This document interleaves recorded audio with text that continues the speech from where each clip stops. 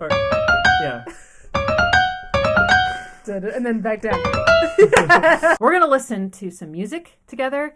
I think we're going to do Dillinger Escape Plan. This is my friend Sam, they, them. Sam is a multi-instrumentalist, the mastermind behind Starmind Ceremony. I call them Star Jazz. Star Jazz is perfect. Yeah, it's so good. Mostly instrumental, some vocals. Yeah, about 50-50. I'd say half the songs have vocals. Lots of really fun time signatures. Here's Farewell Mona Lisa, and apparently it's just the first half that's like crazy. And I have not vetted this, so if it's not crazy enough, we'll find something crazier. That sounds like that Smith song. Or no, Radiohead song from the Bends. The first chord. Wash it down the drain, drown the drain, no!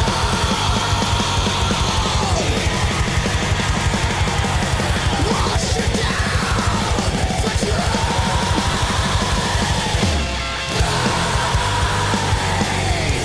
like animals that stand for fuel on abundance. All is clear, never shake far from the path. The cool guitar song.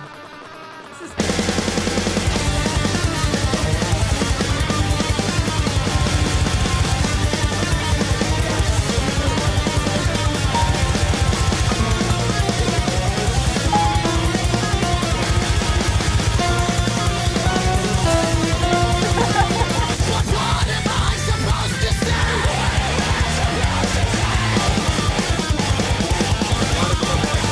I'm sorry, I guess I forgot.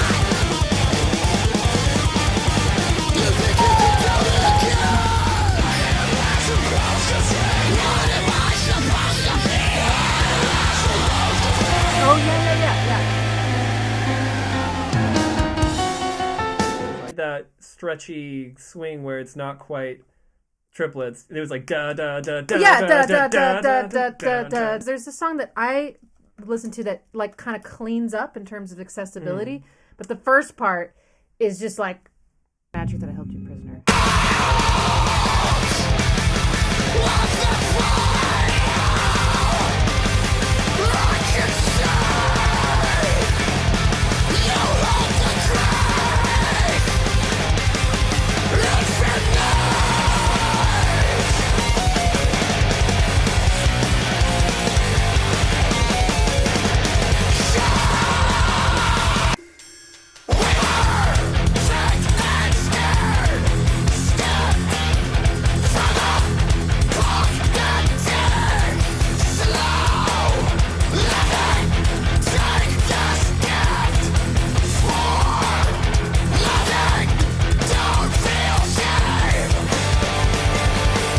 Okay, then it goes to 4/4. But like, Yeah, that's awesome. I mean, can you even follow any of that? Not at the first try. I would have to listen to that like Yeah. 10 times to be able to start to get the time signatures. Or 17. They have like some system like the and then they can add more of the first notes like and the pattern of how many quarter notes there are at the beginning of that, or eighth notes or whatever you're going to call them. It's just like almost random, and then they just wrote it down and practiced it until they had it down pat.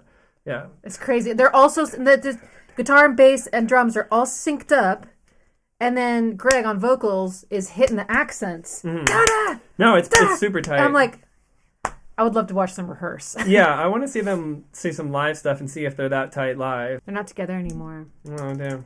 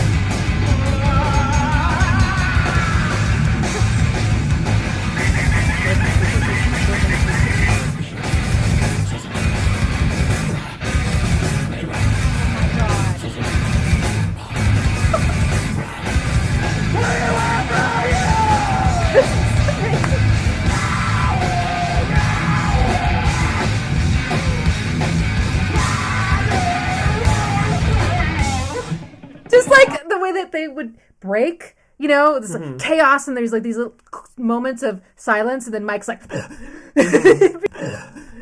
between everyone. Oh my god, that's amazing. That sounds pretty tight. I mean, it is really tight. Really tight. I mean, their drummer is probably one of the best in the world. Isn't that crazy? Sure. Yeah, you heard it here, folks. I always thought they were like just from the name, like an emo band or like a screamo band. So I was just like, yeah.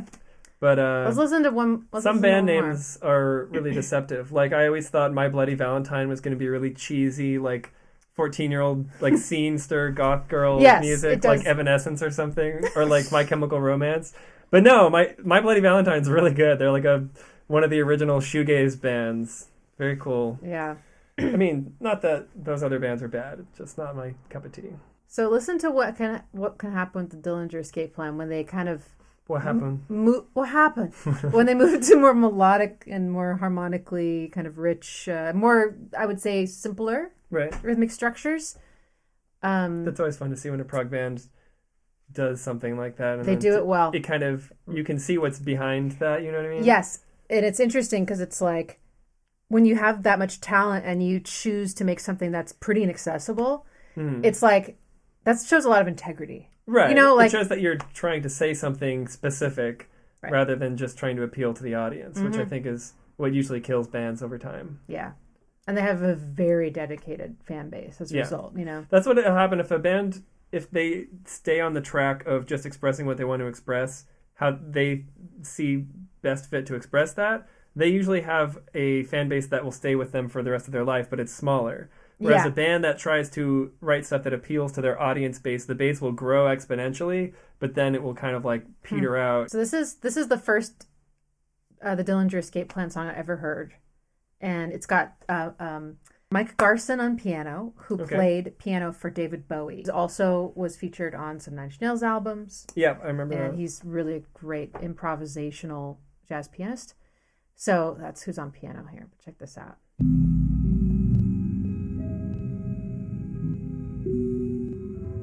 Very cool atmosphere already. Yeah.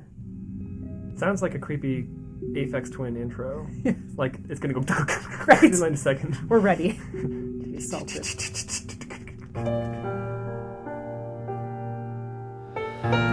are a face in the crowd. I threw myself onto you. Seems like loungy. I tried to take Does that have diminished augmented or whatever we were talking about? It was not. I don't think it was a major 7 sharp 5. I tried to. I think it's a minor major 7 probably. So it's kind of he takes the other chord and moves the note down. What's that? Yep, I was right. It's a minor major 7th. Oh, minor major 7th. It's a G minor with a major 7th. Okay, it's just all rearranged. They sound kind of similar because of you have this, which is that is an augmented chord. Yeah. In fact, is it minor major 7? Could you actually say it could be, because it would need to be this.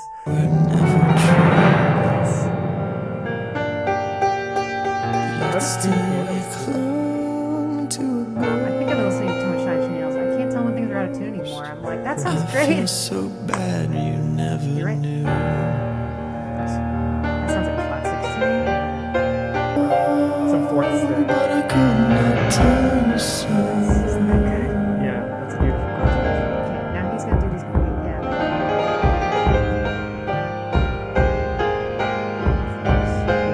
All right, ready? You wanted to say something? Oh yeah, that's very like McCoy Tynery right there. Doing like modal stuff, right? Like so if we do like D Dorian, you can he does like fourths, but like it's not always a perfect fourth because you're in Dorian.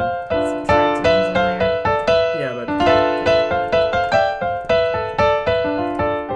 that's a very like 70s jazz, modal jazz. Miles Davis and McCoy Tyner is the pianist that. Well, he played with a ton of people, but it kind of gives a flavor to that era of jazz. Different eras of jazz will have different kind of flavors because of tropes that kind of become popular during that time period. And moving around fourth-based voicings was definitely like that period of modal jazz stuff because it sounded really new at the time because no one was doing that. Chords were all thirds, you know, like you would move chordal harmony. You would move like, you know, you do like a third, but then he was like, well, we can just do this. Oh, I bet you people hated that at first. And it sounds kind of old, but it sounded new. Yeah. You know, it's like kind of taking something from like plain chant or whatever, like I guess a little later than plain chant, like Renaissance music, which had a lot of fourths. But then putting that in a modern context made it sound really fresh.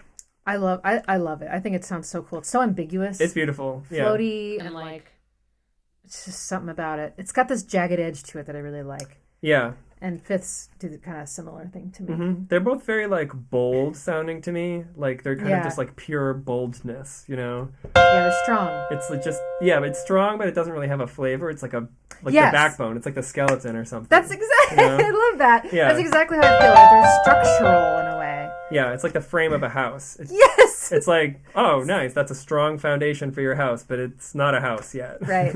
Yeah. Yeah. That's so cool. But if you put them in a context, like if you move it around like that, every once in a while you'll get a tritone or something, and so it breaks it up in the context. It gives it does have like a flavor. Right. Yeah. All right, so I'm gonna back up a little bit. So now it's about to like launch into the main part of the song, okay, which I think is so fantastic, and it has a very prominent flat six chord, which I love. Nice. And it kind of does that. You know when there's that one chord they went to where you were like, oh, I don't know if you remember, but they're gonna do it again. Okay. So.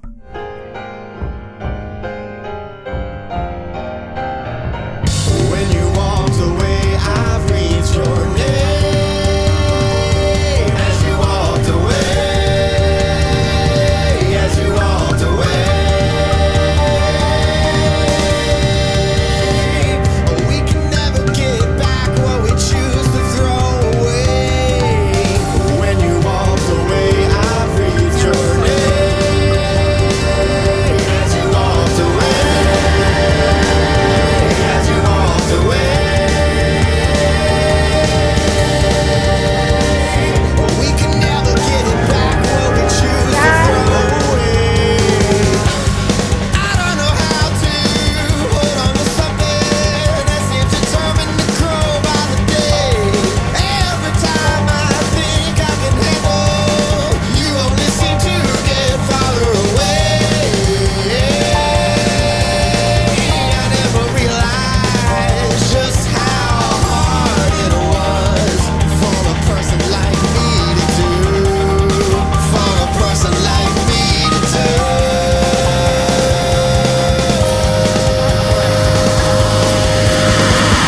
When you walked away, That's a Neapolitan. Yeah.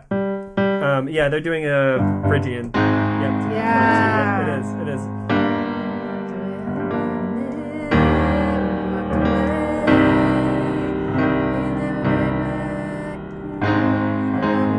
Yeah. That's beautiful. Oh, I gotta start using that chord more. That's just absolutely gorgeous.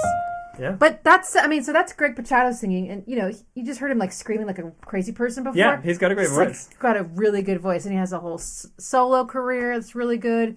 And they've got some other songs that are really awesome. But yeah, they're really talented folks. Oh yeah, no, They're folks. it's awesome stuff. Before we finish, people are probably going to ask what the hell I'm drinking. They're like, Okay. what is that disgusting looking? It looks like there's like a dead octopus or something in here. Sock. A big tea bag full of kava root. And it tastes like dirt, you said? You can try it if you want. It tastes weird. That's okay. I can just I really lap sold it up to a puddle of mud some other time. You can just listen to Puddle of Mud, which is a Or I similar could- experience. yes. I'm totally going to have it playing when you say that part. can you take it all away? Bye! Bye, everybody. Good night.